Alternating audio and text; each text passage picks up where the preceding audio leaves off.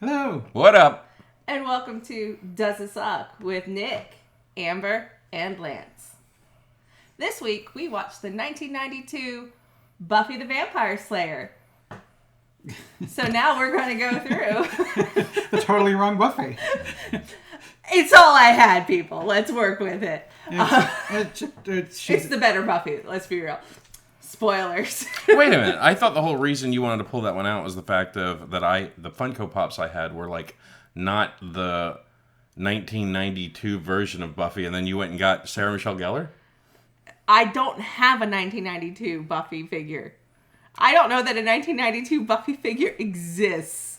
Oh, I'm sure it does. I don't need the 1992 Buffy figure. Let's just go on this. This is the only Buffy that matters. We say at the beginning of a Buffy video for the movie. Hey, that doesn't give away my rating for this. It's just saying this is the only Buffy that matters. If you're a Buffy fan, you know this to be true. And also, Does It Suck is generally for movies, because we tend to do movies here. I guess we do TV shows, but very, very... The ones that are related to movies, for the most part. Mm-hmm. But this movie is the progenitor for this TV show. Yeah, it's a pre-pilot in some ways, it seems. Yes, it was. And we can get into that once we get into the spoilers. Yeah, but first, we're going to rate it. But we're going to give it our numerical score at the beginning, which will be from 0 to 10, with 5 being the square dab of the middle. And at the end, we'll decide whether it sucks or it bites. Or somewhere in between. Yeah. It bites is what we're reserving for our werewolf movie reviews. It's both. Werewolf is going to be flipped. A good werewolf movie bites and a bad werewolf movie sucks. Whereas a good vampire movie sucks and a bad one bites. See, I think good vampire movies should be, it sucks. And bad vampire movies should be, it sucks. So, yeah, the point that's why we give our numerical score, because our word score is very arbitrary. Very arbitrary. And our letter scores are arbitrary. Or our number scores are arbitrary. Speaking of arbitrary, hey Nick. Yes. What score would you give Buffy on a scale of 0 to 10? That means I'm arbitrary. I am arbitrary. You are. I don't even know what arbitrary means. You can't rely on it. It's like, it's not really like a rule of law that guides it. It's just, So this is what we just watched, and I think you had never seen this movie before. I've never seen this one.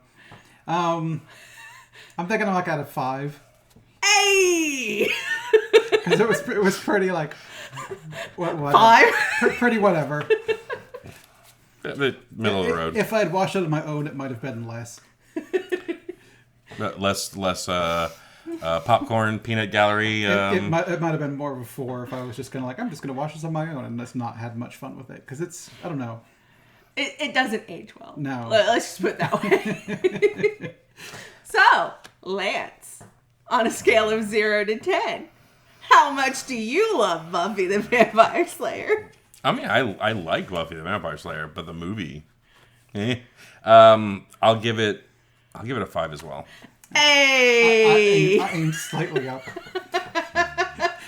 I figured you're around it enough with all those I felt it in the room tonight. Consider who I'm married to. I know, that's what I'm saying. I thought it might have bled into you a little bit more. Yeah, no, it's for the first 4 years of our relationship. That was literally, how funky is your chicken? I was like, I get it, Amber, you like the show. I just like that cheer. It's stuck in my head from when I was a child. So, Amber. Yes. What would you give the movie? So, weirdly, I love Buffy, and I do enjoy this movie. This movie is terrible on so many levels. Oh, shit. Yeah. So, now, don't cheat. Don't cheat. I saw that. I think, in good faith, I could only give this movie a 5. I was going for a nostalgia factor. I was too. And that you would rate it on a curve. Okay. No, this movie's all kinds terrible. Yeah, I still love it out of sick pleasure, but the movie is all sorts of terrible. Yes. I see wonderful bones that they use to build the series. And that gives it probably more credit to make it a 5, leaning towards 6. But 6 was as most as I could think I could give it. And when I thought about it, it's like the misogyny is awful in this movie. And what little blips of quirky dialogue is so muddled and so much terrible dialogue. Yeah, it feels like it's gone through on rewrites or someone being like, your stuff's not funny. Let me it's just let me there's 90s a it up lot for of ya. stuff that's just it's like it's a good thing that this Buffy came out and redeemed the franchise. I see why it's a cult hit, and I still love it, and I still quote it because I did watch it in a very formative year. I was about 10 years old when this movie came out, so I remember everything so distinctly in my head. I remember what theater I went to see it in. I was at the Oprah Theater in '92, and I remember watching it in theater with my brother, and I want to say Rhea Dearman. It was the three of us, and I remember watching it, and I loved it at 10. It's a low bar.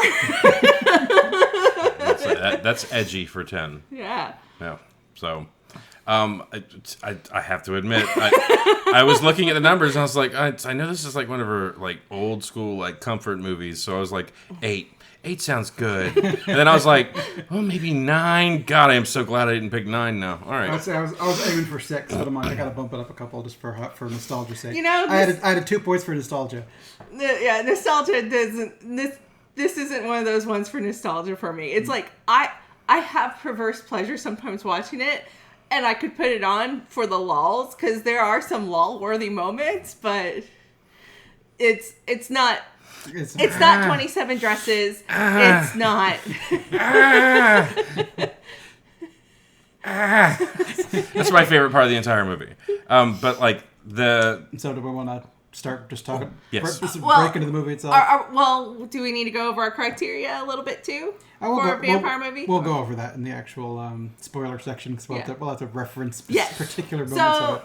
If for some reason you're watching this video and haven't seen the 1992 Buffy the Vampire Slayer, I recommend that if you want to, go ahead, watch it. If you enjoy this series, and you've never seen the movie that kind of was the foundation for it, you'll see things in it that will make you go, oh, okay, I see what they were going for here. And you'll be like, thank God they changed things. I think if you have a couple friends that like Buffy the Vampire Slayer, the TV show, and you've never seen this, that'd be fun. You watch it together as a group. And maybe some alcohol. Otherwise, it helps. I don't think you need to watch this one. Yeah. It was a group of 5s. Let's be real. Yeah. I mean, if you're together, the group having fun, it might be worth a watch. On your own, I don't think you're going to be like, man, this movie is terrific. So I'll say this, and it's not spoilery. The movie has Christy Swanson, Rutger Hauer, Donald Sutherland. It's got fucking Shannon in it, and by that I mean it's got fucknuts. Ben Affleck. Ben Affleck. He makes an appearance in the movie. And you have Stephen Root. Stephen Root makes an appearance. So you have $1 Million Baby, Hilary Swank. Hilary Swank, yes. You also have there's a lot of star power surprisingly in this movie. You miss Pee Wee Doesn't Herman. help. Oh yeah, Paul It Rubens. doesn't help. Paul Rubens is also in the movie. But just saying. And fucking Luke Perry. Yes. Yeah. is also in the movie. And David Arquette. David David Arquette. Everyone just shut the video when we said that. But no one likes David Arquette. Hey, in the 90s, he was 90s. still interesting to watch. And then he disappeared. Yeah. Like, And this was pre-Scream David Arquette, too. That's true. And Scream was pretty much the height of people liking David Arquette. all I'm saying is don't let our 5s across the board, surprisingly, throw you. They never saw it coming. No, really, I didn't. I don't think Tim saw that one coming either. Don't let our 5s across the board throw you from this movie. It's worth a watch. With people, yes. That's it. Even by yourself. If you like Buffy the Vampire Slayer, the TV show, I mean, you've probably undoubtedly seen this movie already. But if you haven't, yeah, good few beers and some electric lettuce. And, If you're old enough. Only if you're old enough. yeah, you have to be at least 14. Electric lettuce. Yeah. I'm hip. I'm with it. Doctor. But yeah, Reference more 90s stuff, cool guy. As if. Totally. So, here we go with the spoilers. Go away. Yes. And begin spoilers. All right, so let's, shall we start rating it? Yes. Based on vampire criteria. Mm. And I'll be honest, a lot of the reason nostalgia factor didn't kick in, now that we're in spoilers, is Buffy is a shell of who Buffy should be in this movie. And that took a lot out of it. And I forgot how weak she really is. I mean, just the fighting sequences are terrible. And you can just see how much was it WB at the time when she first came out? How much better a WB production was than a major motion picture. And that's... The trading sequence was better than the fights. Yeah. So, it was just... All right, let's see. So we've got blood dependency. Check. Yeah. Immortality. Yeah. Check. Physical prowess. I guess they were stronger. Well, he punched through the van. Okay. Not like that. And like the main dude bust through the wall. So I guess. And then he twisted and pulled up Pike. Yeah. So they had strength. It wasn't super great strength, but they had it. Yeah. Magical prowess. That's why I put enchanting gaze, which I guess the main guy had. He kind of he enthralled Buffy. I mean, the flying probably would work for there too. They all could fly. Yeah, that's something that they decided not to do within the TV show to save money, I'm sure, which was good. Well, it's also we don't need flying vampires. It's weird. No, it was terrible. It was funny for the joke with David Arquette's character, but that was about it. Let me in. I'm hungry. You're floating. Let me in. I'm hungry. Let's see. We got magical blood. I guess that's makes vampires, but it doesn't seem like it. We don't know. I guess we don't. They don't really go into any of the detail. We don't know anything about their. So that's a no. Yeah. Yeah. It's not shown. Nigh unkillable. Stakes, beheading, burned to ash. Oh no, these guys were super killable.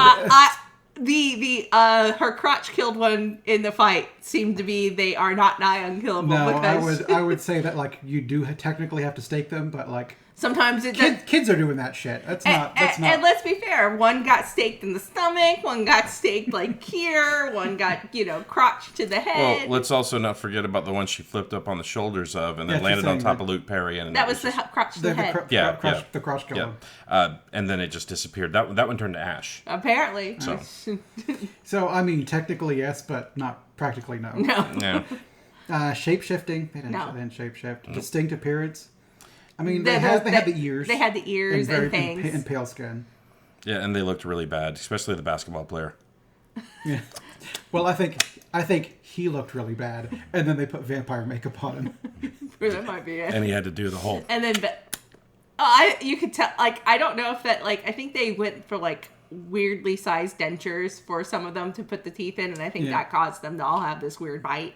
Well, not only that, but like I noticed that Rutger Hauer, whenever he would talk, he's like, "Hi, I'm Rutger Hauer. I'm a vampire." And then, like every now and then, when they would do the shots with the teeth, he's like, "He had a lisp every time he had to talk with the teeth. Bite your Buffy." They didn't do a good job with it. Yeah, that's one of the hard things to give people like noticeable fangs, but then not have them talk like they've got something in their mouth. So, was that a no? No, they've got a distinctive appearance. Yeah, they have a distinctive appearance. They're pale. They've got the. You can tell by their ears that they're vampires. Right. Then they got the fangs. Coffin dependency does not seem to be the case. One of them has a coffin. Yeah, but we don't know if he was dependent on it. Yeah, he might have just been like, I like this. This is comfy. I would say that we have to give that a yes because they did have the coffin in the movie and there was none running around during the day. So yeah, but the coffin dependency is they have to sleep in the coffin, which is in some lore and not all lore. Yeah, but the only reason why I might begrudgingly say yes is Paul Rubin's character at one point his dialogue with Lothos suggests that he's sleeping in the coffin, like when he's in torpor, basically when he's in a long sleep. So. But is that just out of convenience? I think that would just be a thing they could do. And you sleep in a coffin because you're a vampire. I don't think they're dependent on the coffin and in quite the same way. Yeah. Okay, so let's get our ruling. Let's go one by one on that. So you say no. I say no. You say... No. I say yes. The fact that they showed him in the coffin, it seemed like he was waking up like, oh, we're going to go do this today. I would say that for the fact that they showed the coffin... That does suggest that there is the coffin dependency, but because you don't see every other... Like, what teen that got turned last night is going to be like, Mom, Could you charge a coffin to or a credit card? That's the thing. They're not all those things aren't, or all the made ones don't need to sleep in coffins. So I'm just like that's the thing that like the coffin is where you go during the day because that's like what recharges your. Even so, you both said yes. I said no. You both said no. I said yes. So it's a no. Yeah. Yes. Monstrous / predatory, both Yes. in monstrous form as well as stalking and hunting. I mean, they stalk people. Yeah. Like those things. Tragic figure. No. Randy. I mean, Lothos kind of was in a creepy pedophile way. Yeah, but it doesn't seem to be like all of them were. Yeah. It just kind of seemed one of them was kind of horny. Randy, like horny for a shag, Giles? Yeah. Yes. That's Okay. why it's called Randy. Got it. Yes. We're making a Buffy joke in the list. Yes, I made a Buffy joke in the list. Got it. Hierarchy. Yeah, there was clearly one master, and they all were subservient to him and never trying to, like, I'm going to elevate myself to the new master. There was no ambition of the servants. Sunlight weakness. I mean, in theory, Yeah, we never actually see it. we never see, they're scared of the sunlight. It's just presumed. Yeah, I mean, Because we have the one throw line of I want to watch the sunrise just to make sure it still happens by Pike, but it's not a reference to the vampire. So, like, maybe it's suggested. indeterminable because they don't address it. Well, I mean, we didn't see one actually walking around in the sunlight, so I say yes.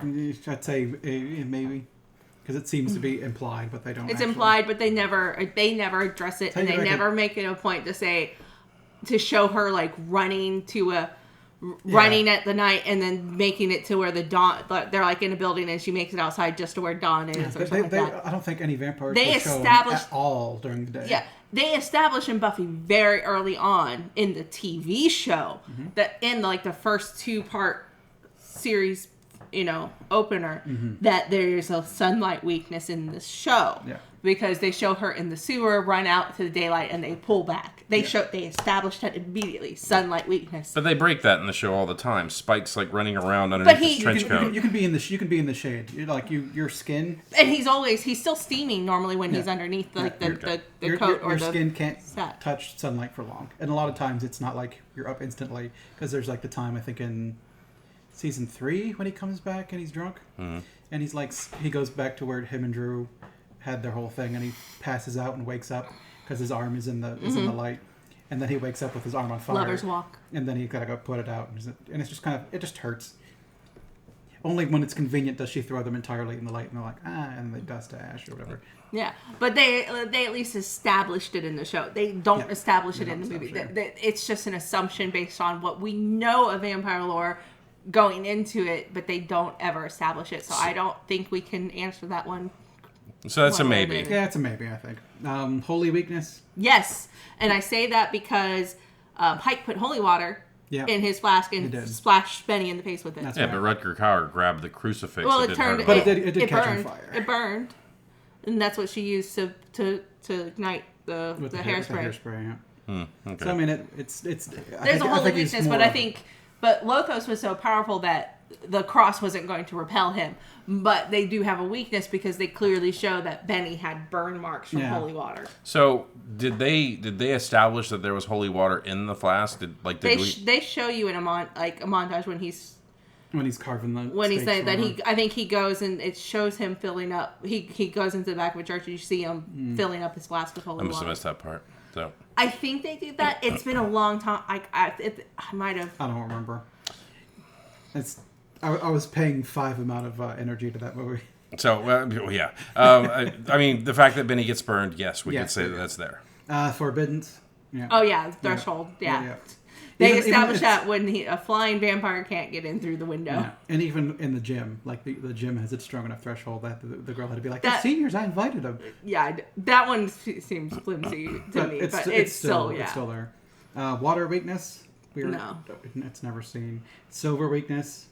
I mean, they can't be photographed and they can't have a reflection. Yeah. And we've got that under there because it shows Pee Wee Herman coming out with no pictures, and then it also shows Pike looking the. No, that was Benny. It wasn't Pee Wee. Yeah, it was Benny. It was Benny. Okay. It was Benny because it was. But see, it wasn't pictures of an empty booth. It was just a black. It was pictures of the thing behind it. Yeah, but Benny And I think he probably had been in there eating somebody because he had the bloody teeth. Yeah, well, they seem to always have bloody teeth. Yeah. It's David Arquette. Yeah. He doesn't brush his teeth. But Lothos in her dream didn't cast a reflection. And then garlic weakness. I'd say no. I would know. And again, it's not anything that's truly addressed. Yeah, it's not addressed, but so That's probably not in the maybe category. Yeah. They don't show it not working, and they don't show it working. So I guess it's kind of in the same vein as sunlight. Read the last one. With the garlic weakness? No, the last one after that. That's in the criteria that we added. The menstrual cramp alert system. Yes, it had that. No. I guess that's magical blood. Why didn't they bring that over to the show? Because they were smart. Yeah, that's grody. That's part of the like unspoken misogyny that just is laced through this film. I wouldn't think that that'd be a great thing for a vampire killer, because I've seen you when you're having a bad night, and it's just like, I have to fight a vampire while also going, ah, God! Oh my God, it hurts so bad. Hold on. Ow! I've seen it at the worst, so yeah, but I think that's, I don't know who was sitting around with the script going, you know, it'd be neat. Let's have them, like, you know, their stomach, like their lady parts really hurt when vampires are around. Yeah, no, that's a terrible idea. That's bad. That's not gonna do. So it'd be like, you know, you guys get testicular torsion every time a vampire came near. It's like, oh, my balls are twisted. It must be a vampire. if that happened, I'd lay down on the ground and just be like, just kill me. Just kill me. Just please put me out of my misery. So yeah, no, it's just no. It's dumb. And they make a point, bring that one up. It comes up like 3 or 4 times. Yeah, they were working so hard to try to, I think, find a way to give her powers without making her super powerful. And I like the way that they decided to go within the TV show better, where they just made her super strong. Yeah, just let her be and with a little bit better of a healing factor, basically, as opposed to she can catch knives that are thrown at her face by her watcher, who is working really hard to not be a pedophile, apparently. no, he wasn't trying that at all. He was totally a pedophile. Yeah. And you know, and then I guess they were trying to go, well, how could she like just know that a vampire was there? She's got that vampire sense. Yeah, and it's what sense do women have that are special? Why are you in here? This is a naked place. I know. but it was Donald Sutherland. It's okay, I know. Buffy. We fixed it for you. We gave you a TV show instead. Yes. A much superior TV show. Yes. So, and unfortunately, you're going to hear a lot of comparisons at this point on to the TV show, because I think that's where a lot of the best discussion will come from. Because you can see, like I said at the beginning of this, you can see the bare bones of the TV show in there. You can see the archetypes for the character. Obviously, Buffy is the most consistent and yet best changed at the same time, because you can see the foundation of Sarah Michelle Gellar's Buffy in that, with the kind of the vapidness at the beginning, and then I think the best way to show it is when they do the flashbacks to Buffy in LA when she had her first watcher. Yeah, I mean they show you that. can in season 2, I think, right? Yeah, end of season 2. It's when they're going to go kill Angel. You see the season. She used to be Cordelia-esque. Yeah, and you see that in the Christy Swanson one. You see the comparisons to that freshman Buffy to the Christy Swanson Buffy. Yeah. And you can see the Cordelia-esqueness in Hilary Swank's character. Mm-hmm. And you can, you know, obviously they fixed all the vampires. Yes, the vampires are bad. Yeah, like there was not a single vampire in the thing that was a threat, really. Unless they came up behind you and kind of went like, hey, and you're like, okay, I guess I'm getting bit or whatever. I like the one at the park, or at the thing with the giant squirrel thing, where he was just going, and then she turned around and like punched him in the fucking head. Yeah, no, it was terrible fight sequences. Yes, again, fighting's bad. They had a much better production quality for a WB TV show. And if you know WB or CW, I think, as they're now, basically, they're not the height of good production. It's not like HBO quality, okay? But you would expect that a major motion picture being distributed by Fox, who was in its heyday at the time, would have had given them better some money. production. Like, there's no good... Like, the makeup is bad. Yeah. Which, this is a movie that needed good practical effects. And they did not do that. As opposed to what they did with the Buffy TV show. They got great practical effects. That's good. And they you redesigned could the vampires. And you could still have them look monstrous, but then still blend into society. Yeah. And look like a person. Because you kind of, like, these vampires had zero subtlety whatsoever. No. So I want to read off something real quick that I just looked up. So another really quick thing. So just the people that are like names upon names now. So you have Christy Swanson, Buffy. Donald Sutherland as Merrick. You had Paul Rubens as Amlin. Yeah, they never really say his name. You had Rutger Hauer as Lothos. Luke Perry as Pike. Hilary Swank as Kimberly. You had David Arquette as Benny. And here's one that the one that really surprised me was Stephen Root was the principal. And here's another one that surprised me. Thomas Jane was in this movie. Was he really? Yeah, as Zeph. Was he the owner of the auto shop that Pike worked for, maybe? I don't know, but like I did not see him in that movie. They must have showed him on camera so briefly because apparently Seth Green is in this. Yeah, Seth As a Green is stunt he's vampire? uncredited. He's considered uncredited, as is Ben Affleck, who actually had ample screen time and dialogue, but he's still considered uncredited. I wonder if Affleck's dialogue was ADR'd if they didn't credit him. So don't you have to credit someone if they have a speaking line? Yes. But that might have been before that rule became effective. They get a check. So Ben Affleck, basketball player number 10. Seth Green is vampire uncredited. So he's in IMDb. Ricky Lake is somebody named Charlotte. Yeah, Like apparently. the TV show version? Like the former TV show. Yeah, the talk show. Yeah, talk show girl. Fucking Slash was the DJ. Was it really? Slash. Slash, the one he kept saying was The guy that was doing the tongue. No. He would have been the vampire. No, DJ. Slash was the one you kept on saying was James Franco. It was James Franco. Yeah, apparently it was really Slash. Apparently Slash. That's You got to look for vampire DJ for so that one. fucking weird. Yeah, Vampire G Dave was Alexis Arquette. Apparently, David Arquette's brother. it's yes. I guess. Yes. Oh, sister. No, brother. Okay. Well, yes. Okay. Yes. Well, Yes. So, but yeah, no, that's really, I'm telling you, it was James Franco. no. The guy was James Franco. It didn't look like him at all. It did. It Remotely. totally did. It looked like Slash, apparently. Amber, could you say down in the comments if it looked like James No, Franco? I'm going to agree with Nick. Okay, then I'm going to ask Franklin. Franklin, could you put down in the comments if you Franklin think agree with Nick. No, it's because it looked nothing like him. Lance is just being crazy. it's James Franco. So I'll go ahead and say it. Watching this movie again tonight, I was just like, what a car wreck. Hey, at least it's not a train wreck. Yeah, it was. How funky is your chicken? How funky is your chicken? How loose is your goose? Our goose is totally loose. Right. Yeah, it was bad. Like, I mean, I'm surprised I gave it a 5. I was actually courting the idea of giving it a 3 or a 4, but like, It's not that bad. yeah, but there's enough in it to love where it's like middle of the road. I wouldn't turn it off. Like, I wouldn't walk out of the theater, which is like a 0 or a 1. I wouldn't sit there like, ugh. Oh my God! It's just 2, 3, 4 is like okay. That's 4's got like Keep checking the watch. Even a 3 or 4's got some stuff in it. Like I don't like what's going on here, but I really like the music or something like that. Yeah. Or like I'm not particularly into this, but this particular actor or whatever is doing a really good job. I could see like a 3, still having a good aspect to it. It's just that aspect of it's very brief and is overwhelmed by the bad stuff.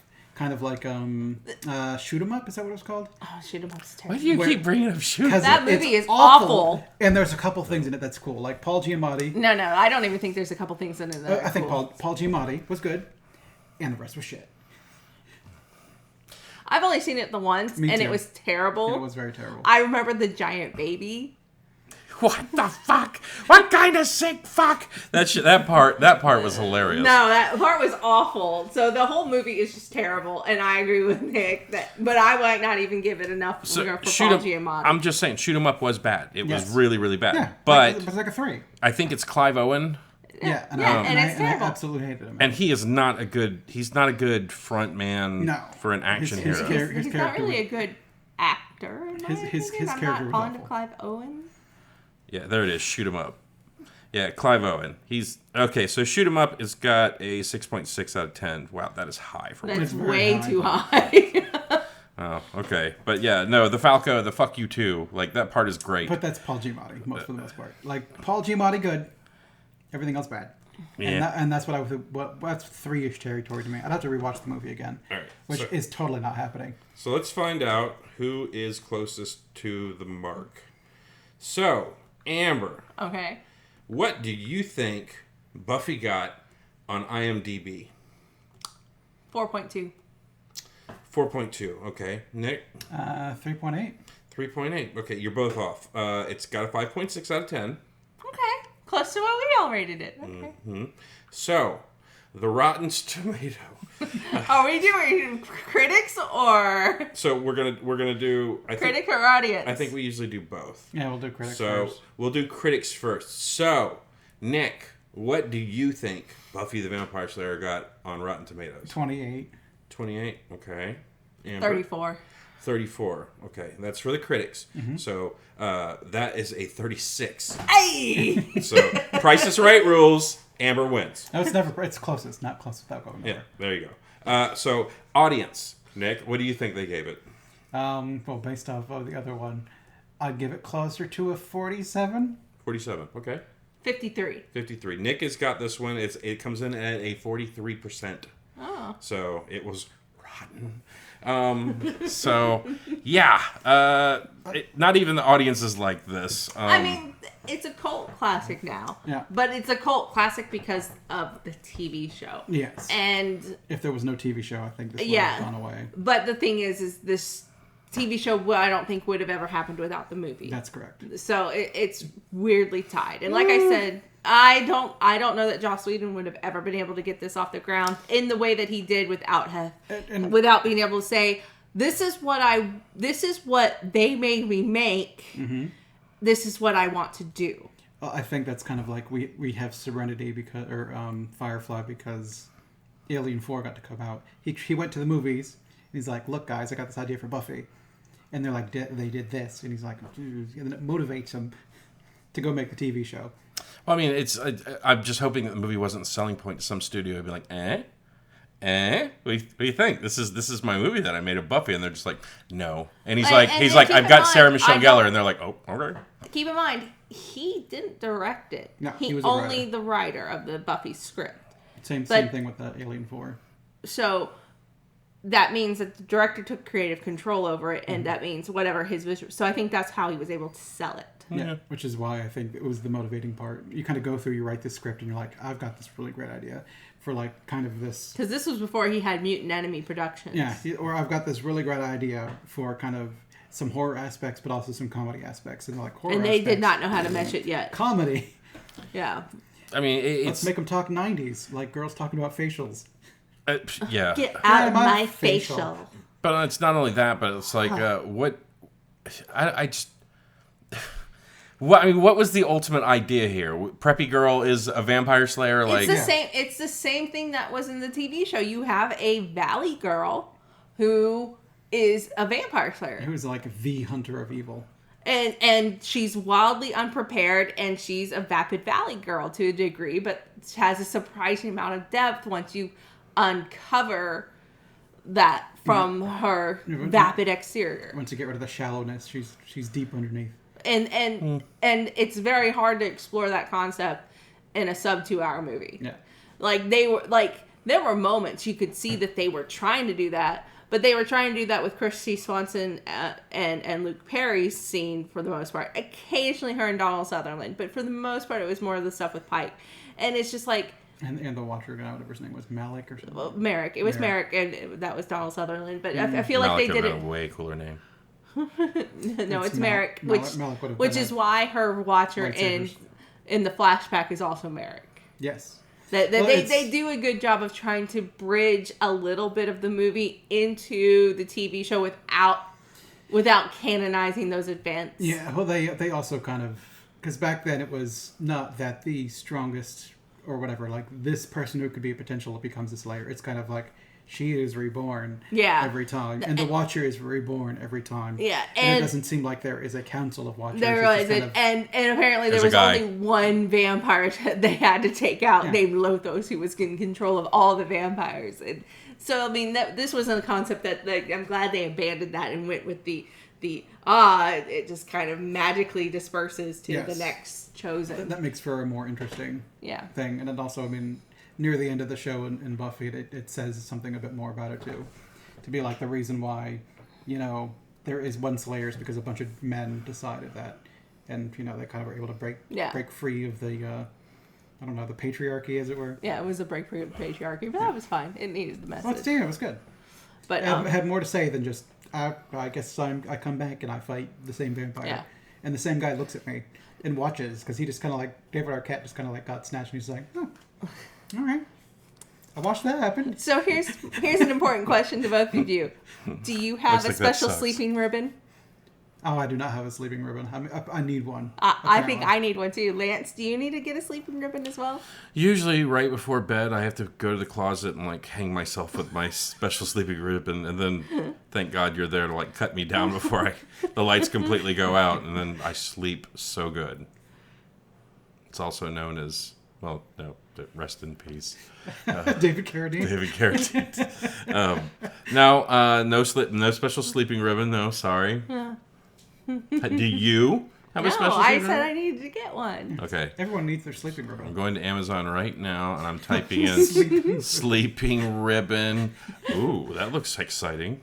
You should get the blue one. I think it'll complement your shirt better. Oh, thank you. But But anyways, so we're apparently not going to explain the sleeping ribbon. No, so we got the joke, I guess. If you know, you know. So, no one else. We made it up. In the movie, oh God, when was the sleeping ribbon? Was that like after the graveyard scene? I think so, because she was. Yeah, it's right before she had the dream. It was right after the first time it's right after Merrick takes her to the graveyard in a very inappropriate way that doesn't sound pedophile at all. But she's going back. She's trying to wash the dirt and the blood off of her boyfriend's Letterman jacket, because I think it was his Letterman jacket she was wearing. And she's like, she can't get it out. So then she goes from her bathroom to her vanity and sits down and gets out this long red ribbon. And she's clearly in a nightgown, almost like Teddy looking thing for bedtime. And she just ties this beautiful red ribbon on her head and then goes to the bed. And it's like, oh, apparently we all just need beautiful red sleeping ribbons. It's such at least it went behind the hair and above the hair. So I think it was meant to fulfill the kind of sweatband sort of idea to keep hair out of your face. It is such a throwaway moment. Why the hell are we talking about this? Because it's very so important. Weird. The sleeping ribbon. The sleeping ribbon was so weird. Now, there are some jokes. There are some legitimate jokes I do enjoy. I like her pun about to Pee Wee Herman's character. When he goes, "We can do anything," and she goes, "Oh yeah, clap." Yeah, I like that joke. I've always liked that joke. See, that joke's funny to start, but it's hilarious. It gets old so fast. Oh no, I mean, it's like me? Peter Griffin. No, it's. I mean, not only. Pretty sure that's where Seth MacFarlane got it from. Not only does it have the pause look and then go back into it, but it comes back again mid-credit. I think it's one of the first mid-credit stingers. You have to look that up, but yeah, I'm pretty sure you're right. Weren't you just asking not too long ago, asking a question about when was the first end credit stinger, and I think we might have found one of the first. From some 1920s movie or something like that. I don't know. Usually they didn't have credits at the end in early movies for there to be mid credits, because usually before George Lucas came along and put all the credits at the end of the movie. First mid-credit stinger. Now, another joke I like that's completely silly and throwaway is Pike's not a name, it's fish. For the beginning of the movie. I enjoy it. I enjoy that one. There's just a lot of bad, cheesy dialogue. And, I feel like this movie, part of what makes it so... Because it's so bad, it kind of makes it good. Because it becomes one of those... bad good movies or good bad movies. It could be. It definitely needs a bunch of people and those are the best ones. But probably rate it higher than Twilight. I guess we'll find out eventually, won't we? Spoiler, I probably will. So I think it says Airplane, 1980, but I'm pretty sure we found like a 1920s movie. Well, I don't think there's going to be a 1920 because back in the day, you had to put all the credits at the beginning, and then So in at theory- the end of the movie, you theory- would say the end, and the movie was over. In theory, with that in mind, every movie prior to the switch has an end credit scene because the movie is the end credit scene. It is, but not mid credits because they didn't happen in the middle of the credits. They happened at the end of them. So I'm going to go ahead and say this while they take drinks. This is one of Stephen Root's best movies. Detention? Detention. And I think that's about it. Nope, over here. Detention. That man is a treasure. And then he also concussed Hillary Swank, $1 Million Baby. Yeah, he drives her head into the wall and knocks her out. Well, then at the end of when they're doing the people I being wanted interviewed, to thank you. yeah, she was obviously concussed. She was like, "I want to thank everyone for this award." But she was thanking him because she's the new Miss America. Yeah, she got crowned the. New Miss America. Yeah. So this movie's bad. Yes. I'm changing my rating to a 3. No. Because as we talk about it, I'm really thinking about everything, and I'm kidding. It's still a 5. It's fine with people. Yeah, it's okay. Now I'll say this. I watched the movie back in the day. Paul Rubens' part was the funniest part to me in the entire flick. She made a deal with me. We did a cultural exchange of movies. Not where TV shows. TV shows. Not movies. It So, was TV shows. the short version of the story is one of my girlfriends back in the day told me that her 2 favorite shows were Charmed and Buffy the Vampire Slayer, and I was like, aren't those like heavily dudes suck and chicks rule shows? And she's like, no, they're good. They're really good. You should check them out. And the 2 episodes that I caught when on her dare on the same day was the Charmed episode where they all got betrayed by their boyfriends and they were going to get killed. And then the Buffy episode was when Spike was going to rape Buffy. And that did not change my opinion of the show. Then with her, she said, I want you to watch this show with me, Buffy the Vampire Slayer. Okay. But she had to watch The Shield with me. So we did a cultural exchange. And the show was actually very good. I don't like some of the characters that she loves. And I'm not crazy about Spike. He's not... We don't have to like Spike. He's okay at best. I don't like a lot of the males. The only 2 males I like in that entire show is Xander and Giles. They're the... I'm okay with this. That's pretty much the 2 males in the show for a long time. Yeah. But we're not talking about the TV show. Watching this flick, honestly, I didn't see... I know you said that you could see a lot of the groundwork and everything the show. I just... Other than the fact that she's a Valley girl... that's the only thing that translated to me. No, I could see a lot with the archetypes of certain characters. You could see where they went for a dark... Luke Perry was kind of a little broody and dark, so I think he was the idea for Angel, but then they were like, let's push him a little bit more to being, to change him up. You could see where Pike was the original of Angel. Lothos would have been the master. Lothos was the master. Three Punch Mouth. Yeah. Which means P.B. Herman was the Luke. Or the Darla. He could have been the Darla. But he wouldn't have the connection to... yeah. Closer to the Darla. And then David Arquette was the Jesse? Is that his name? Jesse, yeah. I think you could go with that. Do you remember that? Do you remember who the hell Jesse is? I have no idea what you're talking about. Jesse was Xander and Willow's friend who was in the first 2 episodes. He's played by the same guy who's in the remake of Texas Chainsaw Massacre, who gets his face ripped off by Leatherface. Kemper?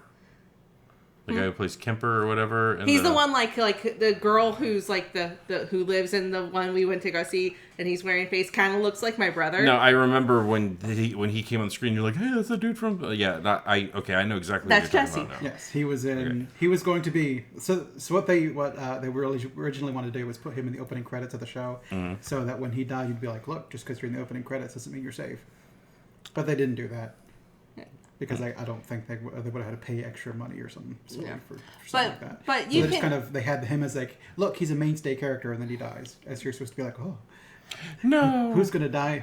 Anyone could die in the show. You can see a lot of it. I mean, the whole, obviously Merrick to Giles, easy to see the thing. But you can see where those were. When I say it's the groundwork, I'm talking like bare bones of it. We're not even talking like full on bones. I would say if Buffy is the tent, like Buffy the Vampire Slayer, the TV show is the tent, this would be the stake holding down one of the ropes. Is there a pun intended there? Yeah, it's a stake. Okay. That's why I said it. So the Watchers, who came first? Was it Giles or was it the other fucking dude? In the show, they flash back in season 2. Wesley. No, Wesley is the replacement for Giles in season 3. Okay. In season 2, they show a flashback to Buffy when she was at Henry. During that flashback, when she's sitting there and in the bright sunlight, sucking on a lollipop, because she had a lollipop, I remember that distinctly, and a guy who looks a lot more like Stephen Root shows up and he goes, "Buffy, you're a vampire slayer." I think I know who he's one of that guys that you see, like the old white guy, bald, he's got like the white mustache, very kind of he's a little dumpy. He's a little dumpy. And generally in comedic roles. As kind of I think he had like kind of brownish gray hair in that particular one. I think he still. But he looked a little bit more like Stephen Root. We're talking about the TV show. Yes, he looked a little bit more like Stephen Root, and I do believe he played her original. I think they established he was going to be the Watcher. He was her Watcher, and he dies, and that's part of why when they moved from LA to Sunnydale, that she doesn't want to get attached to the Watcher because she's already lost one. Mm-hmm. You know, there's an unaired pilot. Yes. They had someone else play Willow. Yeah. I've never seen it. I don't know if it's even. So Willow was someone named Riff Regan. Yeah, I don't. It was some girl with, I think, curly hair.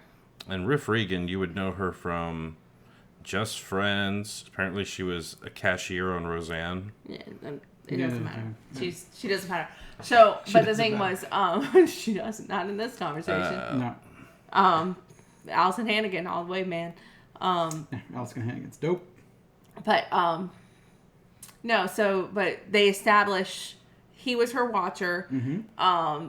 There was a school dance at a gym, but rather than having a vampire fight, that's why she burned it down. So you can see where they cherry picked the best ideas and like, okay, these are good roots that we can take from this and put it as part of Buffy's lore without having to acknowledge all of the bad from the movie. No shit. Fucking Mark Metcalf is the master. Yeah? You didn't know that? I don't think I know who he is. So he's kind of that guy in Hollywood. Yeah, that's the guy. Richard. Richard. Yeah, that was her original Watcher. Yeah, you can't really see it there. But one of the guys that he's that old white guy whose face because he's not Wilford Brimley, but he's trying to give him a run for his money with that. He's that guy. Oh, he was mustache. Tom in Office Space. Jump to conclusions guy. Yeah. That was her first Watcher. That was her first Watcher. Okay. In the TV show. Yes, he shows up at the school. And then when she goes and moves to Sunnydale, that's when she meets Giles. Yeah. It's like I could picture what he would look like, just not. Like I can picture the whole scene so. Buffy, you're a vampire slayer. Where's my hemorrhoid donut? Sorry. And he kind of came rushing out all sweaty and dumpy and was like, "Let me explain this shit to you." And she's like, "Gross, get over." She's like, "What?" I do not remember that. Yeah. Well, it was one episode. It's one episode, and it's in a flashback. In the second to last episode. Do you remember the guy who shows up, who's kind of talking almost like he's a Jersey guy? Whistler. Yeah, and he's got the hat. He's got like the straw hat, and he knows Angel. He's like giving them the 411 on Angel's life and how he got to how to be who he was before he fell. He's doing like the voiceover, like when I think Drew kills. Oh God, why did I send Kendra? When Drew kills Kendra, he's giving the voiceover. Oh yeah, okay, yeah, I remember that. So go ahead. Do you remember who Kendra is? Yes. Drew bagged yourself a Slayer. Yes, I remember Kendra. She's the very bad Jamaican accent. Is that what she was I think she was supposed to be Jamaican. Wasn't she one of the vampire slayers? She was. So Kendra was. So she's the one that she's the one that. Isn't she the one Spike kills? No. And takes the jacket from? No. No. That's the principal's mom. Yeah. That's Principal Wood's mom. Yeah. Nikki Wood? No, Nikki's the son. But I can't remember her name. Just Woods. I know she's Woods. She was the black. Now Kendra was a black Slayer as well. However, Kendra was the one that shows up in the Order of Aurelius. Is that the Order of Aurelius. I'm trying to think of the name of the episode, but it's a 2-parter one, and I want to say it's Say My Name, but it's not. It's like it's the one with the job fair. Yeah. Where they do the job fair and the police officer tries to kill Buffy in the school. Which one is Buffy? Yeah. But Kendra shows up and everyone's like, oh, look, there's another vampire slayer, so you don't have to work so hard. It's the episode that introduces Seth Green. Mm-hmm. Or at least that's the one where he and Willow finally actually meet. Yeah. Because he got introduced in Inca Mummy Girl. He was. It's like, who was that girl? Nope.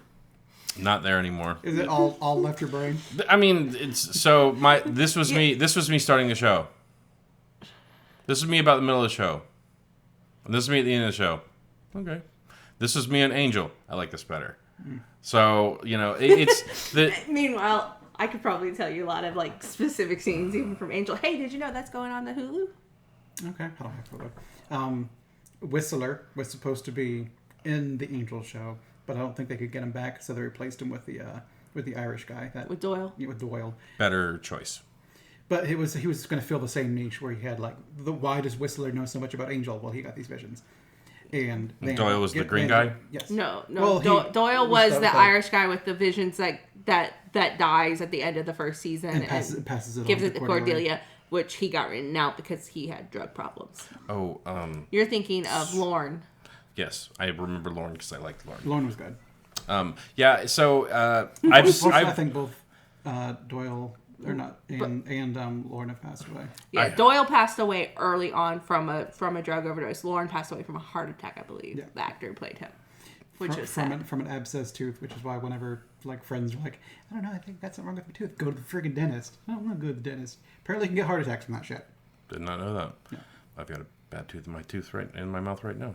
Bad tooth in your tooth? I have bad tooth in my tooth. So when this is over, I'm gonna need you to grab the pair of pliers and. I'll be your dentist. Yes. I'm going to do Steve Martin that shit. Yeah, I've seen the episodes of Buffy the Vampire Slayer. I've watched it through once. I've watched it through many times. So when y'all are like, remember this character that did the thing that did that? No, and it's like if there's a dick and a fart joke, I'd remember it. But this is why when I recommended, I said, "Hey Nick, you and I should just do a spin-off channel of let's do a discourse on every episode of Buffy." We didn't include you in that because I could kissel that shit. I could set it up. You would have to rewatch every episode of Buffy. No. He and I could probably do it without even touching it. The early stuff in Last Podcast to the Left, Kissel was the guy that was like unconnected from it. So like while Marcus and Henry talked about stuff, Kissel's like, "What, you mean like blah?" And he would just throw in like random comments. I could be that guy for you. No. If we were going to do Buff Discourse, we would not want to have that guy. We would want to have Buff Discourse. We want a serious Buffy the Vampire Slayer yes. channel. I really want to talk about the merits of like the really bad makeup that makes him frowny the entire time. That makeup's 1,000 times better than anything we got in this movie. Yeah, it's better than the years. And honestly, and the caked on makeup. Honestly, the worst, honestly, really, the only makeup that I never was super crazy about was Fruit Punch Mouth. Yes. And only because of the Fruit Punch Mouth. Yeah. It was because he had drank so much blood it has stained his mouth. Right. That's what it's supposed to look like. It looked like Fruit Punch. It really looked like Fruit Punch. Which is why that joke is so great. Also, I think another thing is I feel like they took slight homages to the movie in Buffy's dress at the end of season 1.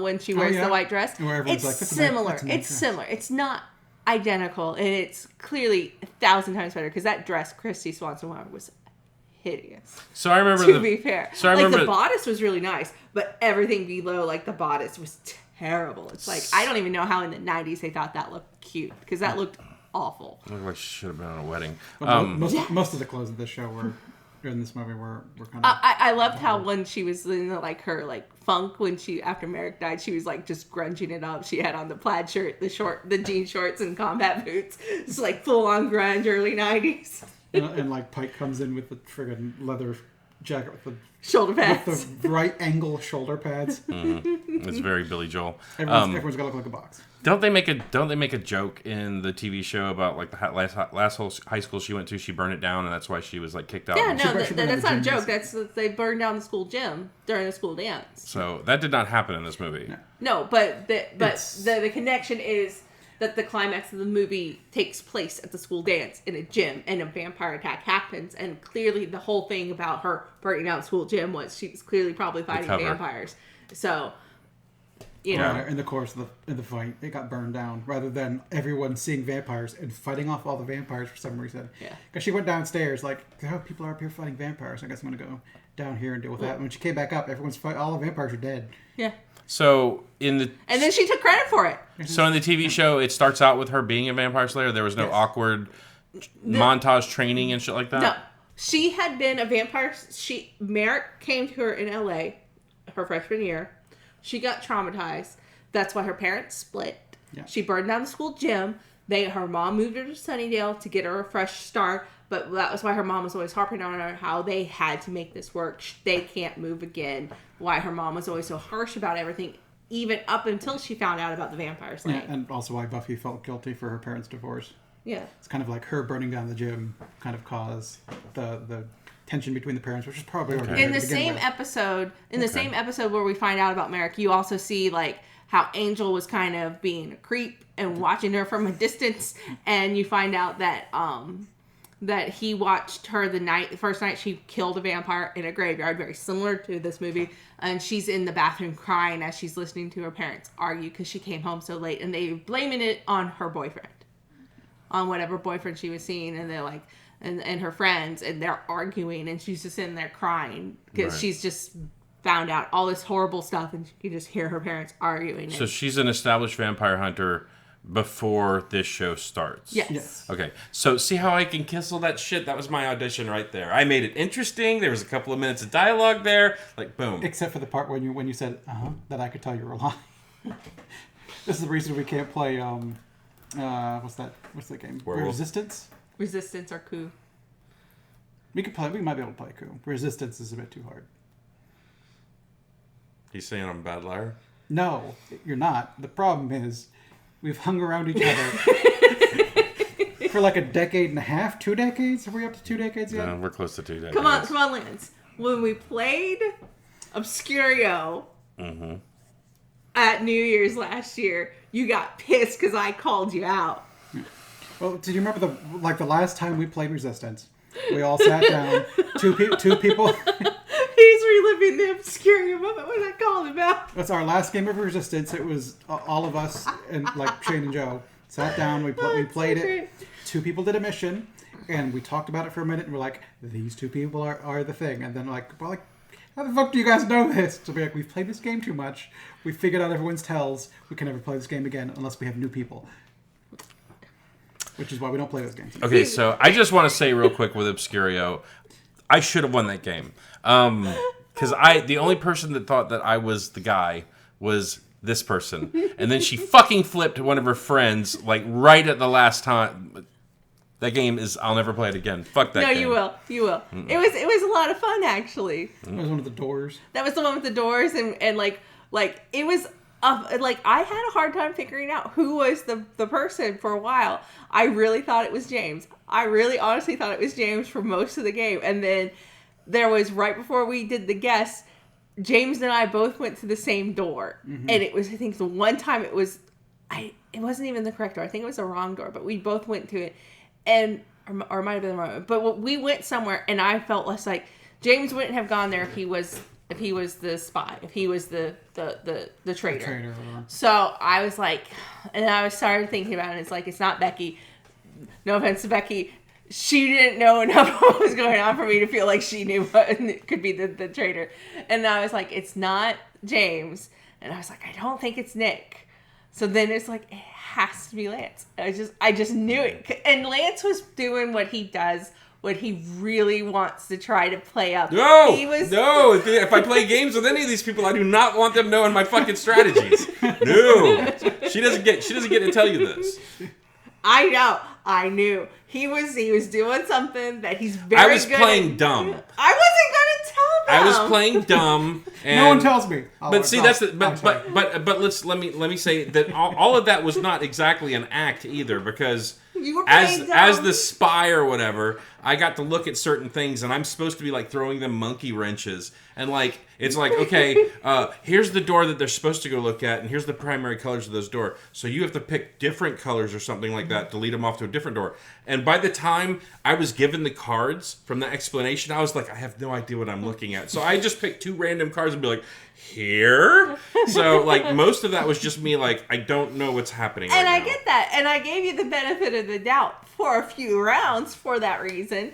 But then it was just like, you were playing up the dumb so much. I had that game in the bag. I had that game in the fucking and bag. I just knew it. I knew it deep in my soul because you're not as dumb as you like to act. I was gonna rub it in y'all's faces so bad. Like I was laughing on the inside the entire time. And then all of a sudden Amber goes, I think it's Lance. And I was like, what the fuck? And then Becky's like, yeah, I think it's Lance too. And I was like, God damn it. And they were the only 2 that called me out on it, but it's all they needed. Because everybody else was split, so we were the only one with a majority of 2. Everyone else was too busy accusing each other. Never played it Because again. you and James accused each other, and Becky and I accused Lance. So if the Buffy discussion has dissolved to talk about board games, does that mean we're done talking about Buffy? I think so, yes. We could talk about the Buffy board game. We could, but now we're just talking about the Buffy board game based on the TV show, based off loosely on the movie. Yeah. So I think most of this discussion has been the TV but show. But I was only referencing that because you were playing dumb for that conversation to try to prove you were Kissel, and you can't always just play dumb. I love you, Kissel. I don't think Ben Kissel's watching this review. He totally is. And Henry showed it to him. He's like, have you seen these fucking guys? That chick and that dude on the left and right, they're awesome. The guy in the middle, he's alright.